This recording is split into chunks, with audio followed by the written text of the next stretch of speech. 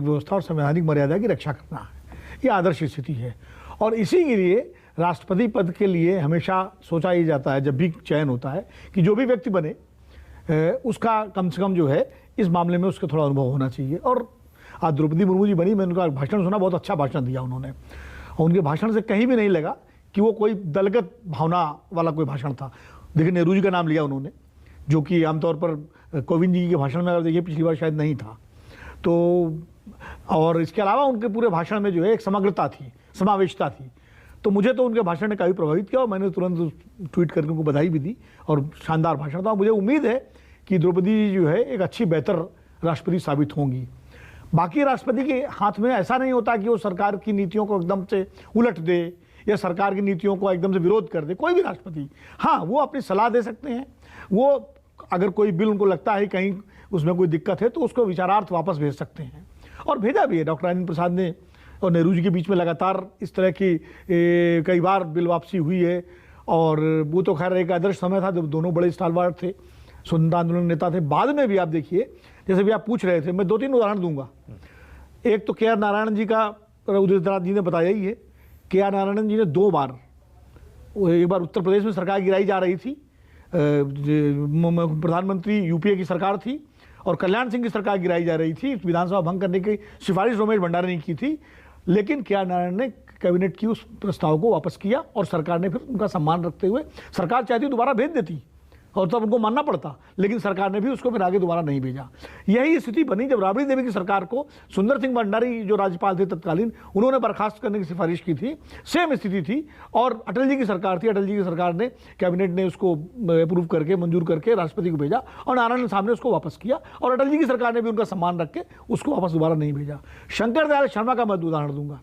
जब अटल जी के 1996 के चुनाव हुए, किसी दल को बहुमत नहीं था। भारतीय जनता पार्टी की 164 सीटें थी और सिंगल लार्जेस्ट पार्टी थी। कहीं कोई बाध्यता नहीं है कि सिंगल लार्जेस्ट पार्टी को आप बुलाएं, ये राष्ट्रपति का विवेक है। वो चाहते हैं तो सिंगल लार्जेस्ट पार्टी का अटल जी को बुला के कहते हैं आप समर्थन की चिट्ठियां लाइए, फिर वो जो विपक्ष कांग्रेस के नेता को बुलाते उससे समर्थन की चिट्ठी मांग सकते थे। उन्होंने ये न करके सीधे अटल जी को मौका दिया, क्योंकि कांग्रेस के बनाए हुए राष्ट्रपति थे।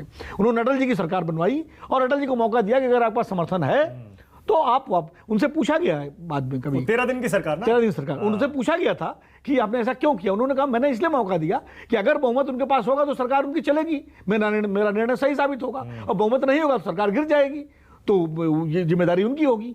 तो इसलिए उन्होंने, ऐसे मौके होते हैं जब राष्ट्रपति की पद की परीक्षा होती है, और ऐसे उदाहरण भी हमारे सामने आए हैं। मैं किसी का नाम नहीं लूंगा क्षमा के साथ, क्योंकि आज का दिन किसी पर निशाना लगाने का नहीं है, किसी को इंगित करने का नहीं है। महबूबा जी को रुकना चाहिए था, 2-4 दिन बाद ये बात कह सकती थी, आज नहीं बोलना चाहिए था ये, क्योंकि आज जो है एक अच्छा उत्सव का दिन है। मीडिया में कैसे आती फिर? लेकिन जो मीडिया में तब भी आ जाती, लेकिन ऐसे उदाहरण भी हुए हैं कि कुछ राष्ट्रपतियों ने विदेश में दस्तखत किए हैं और सरकार गिरी, विधानसभा भंग हुई, बाद में सुप्रीम कोर्ट ने उस निर्णय को गलत कहा। एक राष्ट्रपति ने जो है रात को जो है प्रधानमंत्री के विशेषाधिकार पर दस्तखत करके और एक मुख्यमंत्री को शपथ दिलाई गई। तो ऐसे उदाहरण भी हैं। इमरजेंसी भी हुई है, और इमरजेंसी भी हुई है, इमरजेंसी भी हुई है। तो इमरजेंसी में भी दस्तखत किए राष्ट्रपति ने। वो हालांकि उस वक्त जो राष्ट्रपति थे उन्होंने, वो भी बड़ा विवाद हुआ। तो इसलिए मैं कह रहा हूं कि राष्ट्रपति के व्यक्तित्व का बड़ा महत्व होता है।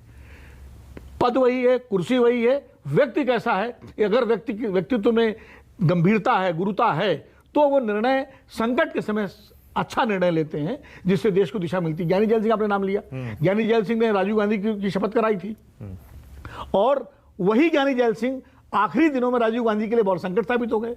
डाक विधेयक उन्होंने, क्योंकि राष्ट्रपति को एक अधिकार है कि कोई विधेयक वो अनंत काल के लिए रोक सकते हैं, वो वापस ही नहीं करेंगे, और सरकार के पास कोई अधिकार नहीं उसको वापस मंगाए, तो अनंत काल तक पड़ा रहेगा। डाक विधेयक ज्ञानी जी ने रोक लिया था, वो रुका रहा, उसके बाद जब सरकार चली गई इन्फेक्शन हो गया। तो ये कुछ अधिकार है, लेकिन मेरा मानना यह है कि राष्ट्रपति को सरकार के साथ सामंजस्य सहयोग बना के चलना चाहिए। इसीलिए हर सरकार की कोशिश होती है कि राष्ट्रपति उनका चुना जाए। एक बार भी आज तक ऐसा नहीं हुआ कि विपक्ष का कोई राष्ट्रपति चुना गया हो। तो ऐसा ही एक उदाहरण है। हाँ। लेकिन वो दोनों कैंडिडेट सत्ता पक्ष के थे, बीबी गिरी और नीलम संजीव रेड्डी। नीलम संजीव रेड्डी कांग्रेस पार्टी के उम्मीदवार थे और बीबी गिरी को प्रधानमंत्री इंदिरा गांधी ने अपना समर्थन दे दिया था, तो वो भी चुने गए, लेकिन उनको भी प्रधानमंत्री का समर्थन था। इसलिए राष्ट्रपति मुझे लगता है वरना मान लीजिए राष्ट्रपति अगर ऐसा चुन के आ जाए जो बिल्कुल प्रधानमंत्री और राष्ट्रपति में टकराव हो जाए तो बड़ी अजीब स्थिति हो जाएगी देश की। तो इसीलिए ऐसा ही आदमी चुना जाता है ना, बिल्कुल। जो आमतौर पर सरकार की और रूलिंग